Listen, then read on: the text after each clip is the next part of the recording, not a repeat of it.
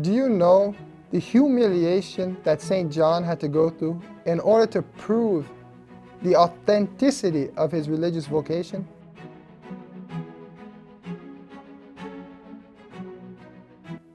Dear friends, Salve Maria. Some men are called by God to found religious orders. Other men are called by God to live a very contemplative life, for example. But today's saint was called to be a great preacher and in a time of need to help defend the church against heresies and heretics. St. John was born in the village of Capistrano in Abruzzo, Italy in the year 1386. He was of a noble descent, and at the age of 26, he became a jurist and was made governor of Perugia. Certainly, he would have been what nowadays we call a star of society, with a great political career ahead of him. However, God's plans for John were otherwise. During a war which broke out in his city, he had a radical change of life after he was taken prisoner. He started to study theology, and thanks to a dream he had of St. Francis, he decided to enter the Seraphic Order and become a Franciscan monk himself, but not before being put to the test by his future superior. Blessed Mark of Bergamo, who would later on become his superior, he wanted to make sure that this late vocation was true before accepting him into the order.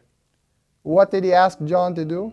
None other than to ride a donkey through the streets of Perugia, wearing a cardboard hat with his worst sins written on it. Once his humility was proven, the doors to religious life were opened to him, and he started his vocation as a monk. He studied under none other than the great Saint Bernardine of Siena, when his master was charged with heresy due to his devotion to the holy name of Jesus, a devotion at that time which was not yet widespread. He was able to show his loyalty to him and defend him and help him to prove his orthodoxy. To become a priest, he needed a special dispensation because he had married. Not having consummated the marriage in an agreement with his wife, he obtained permission to take holy orders and was ordained in 1425. Overcoming the difficulties of infirmities and despite suffering debilitating arthritis, he became an itinerant missionary and preacher. He preached audaciously against heretics, and many of his sermons were heard by over 30,000 people. He visited places like Austria, Poland, Germany, and Bohemia, where the Hussite heresy was wreaking havoc, in which he actually preached a crusade. He had also had many nicknames. He was called, for example, the soldier priest, the pious priest, the holy preacher. In keeping with his time, he preached in Latin, of course, but he spoke with such fire and unction that even before his words were translated into the common language so that the common folk could understand, those listening often broke down in tears, asking for confession and promising an amendment of their lives.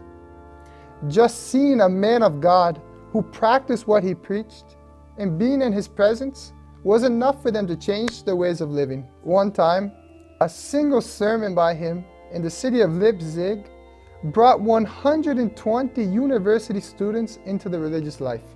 He mortified himself by scarcely eating and sleeping.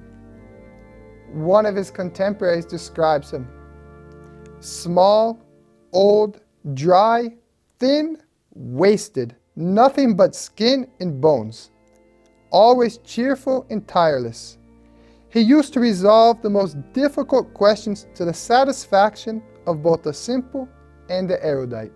Naturally, the devil was constantly plotting the downfall of this great saint, scourging him where he knew it would hurt the most, with sufferings coming from persecutions by members of his own religious order.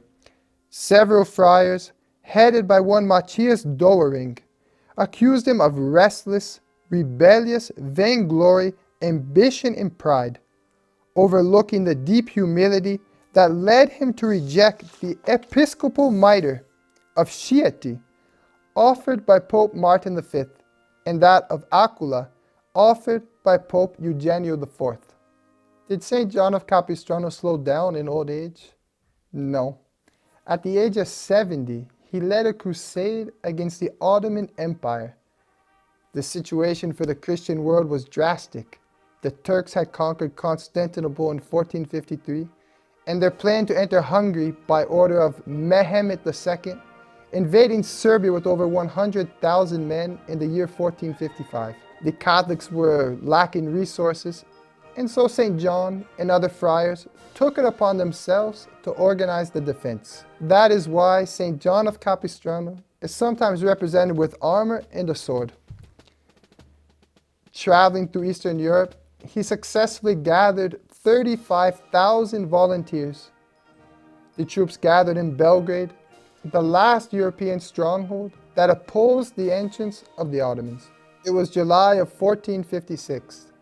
The city had been badly damaged by continual bombardment of over 200 Turkish cannons and 50,000 janissaries, which were the Sultan's elite infantry troop.